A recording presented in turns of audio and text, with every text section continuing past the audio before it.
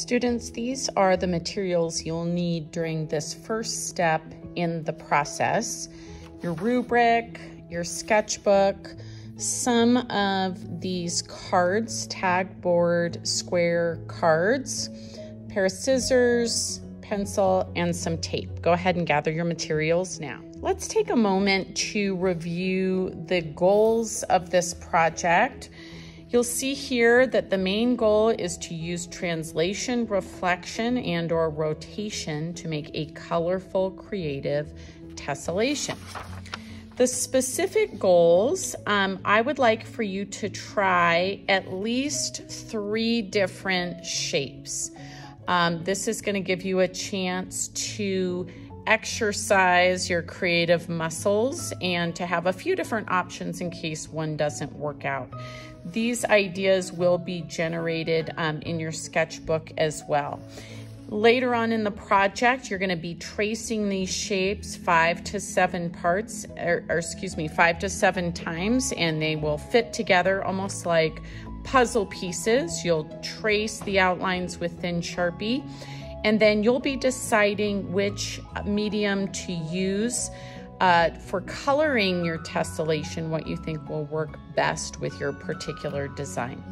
All right, let's get started. As I mentioned before, we're just going to be trying translation as a group, and this is when you create a tessellation by moving or sliding a piece over. So let me show you how to do that. You're going to take a square and your pencil, and we're going to be creating a line that goes from one corner to the bottom corner here on the right side of our square. Now this could be straight, squiggly. I would not make it over complicated because you do have to cut it out. You also don't want to make it so simplistic that you don't end up with kind of an interesting organic shape at the end. So I'm going to do kind of a curvy line here and then ending in that corner. The next step is to cut this out.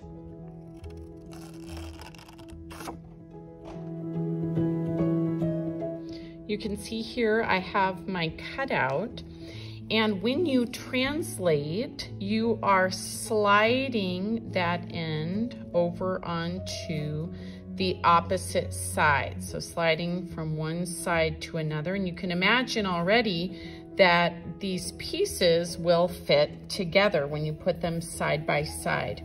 Using some tape, I'm going to go ahead and tape this into place. I did go ahead and match it corner to corner. Precision does help quite a bit as we're making these. So let me go ahead and maybe snip this edge off a little bit. Match this up. I don't really want any gaps in there because it'll alter the overall shape of the piece. I'm going to tape that into place. I might even add another little piece right here. All right, the next step is to turn this the opposite direction. And now I'm going to do an additional cut that goes from this cut edge up here, anywhere along the top, to anywhere I'd like along the bottom. This could be like a straight line. You could do a wiggly line. It could go from one side to an opposite side. It does not have to be straight down, but it should come from somewhere up top where you cut through the tape to somewhere below. So I might do maybe a line that goes from this corner and comes down to this shape over here. I'll do that now. Because we are translating this tessellation, again, I'm going to do a slide, and then I'm going to match the 2 edges and tape again. You can see I have kind of an interesting funky shape here. All right, so I'm going to tape this in place, And then I'm gonna start with another square. Now, if you're like me and you took too big of a piece of tape, you are gonna want to very carefully cut those edges off so that the tape doesn't distort the design. And again, I think I need a little piece. Maybe I just need smaller pieces of tape altogether. Little piece down here in the corner again. All right, so I'm gonna set this shape aside and try that again 2 more times with 2 more pieces of paper. Here's my process.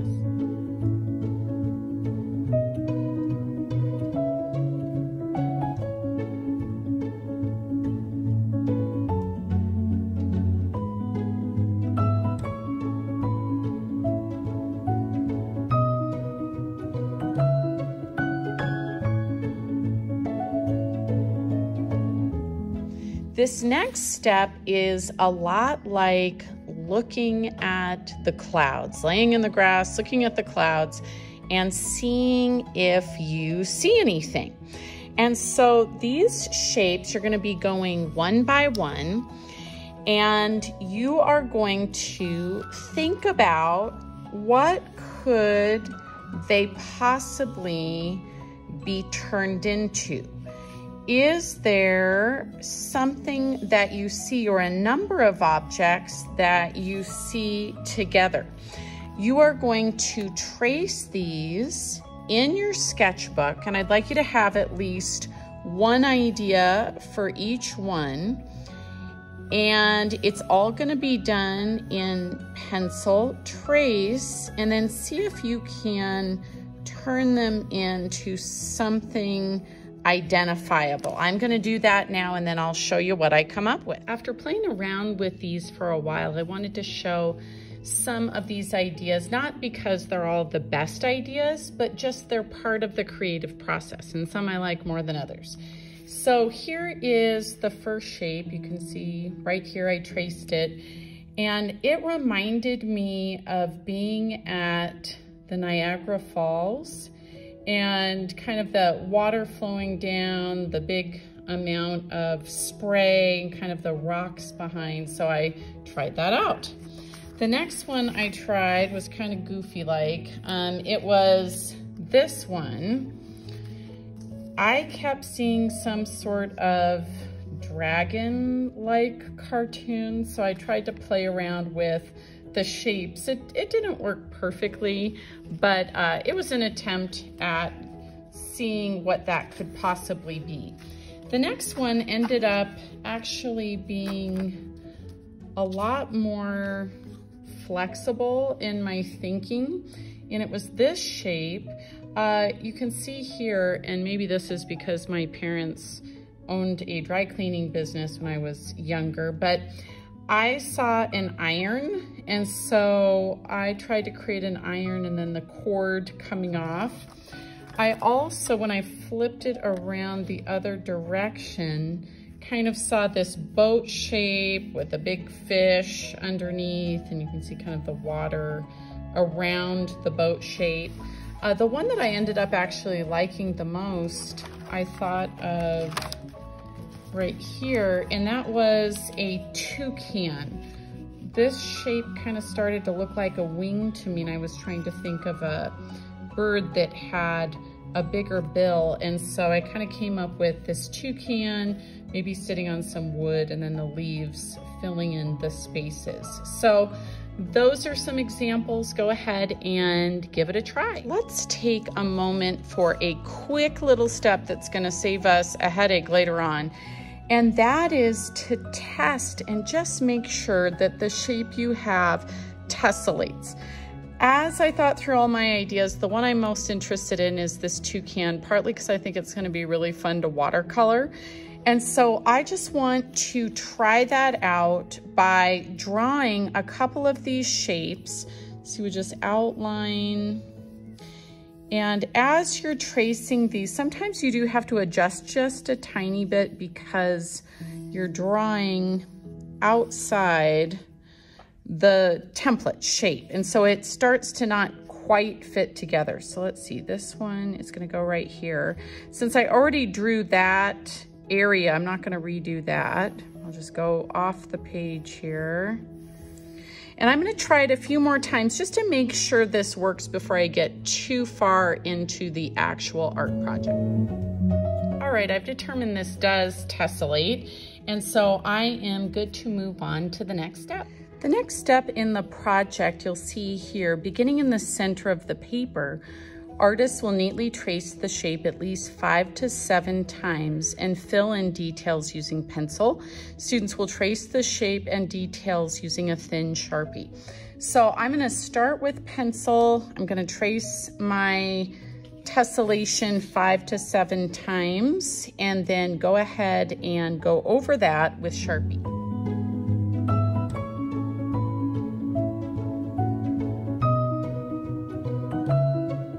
Artists, you may have noticed that I didn't trace the toucans that were going off the page.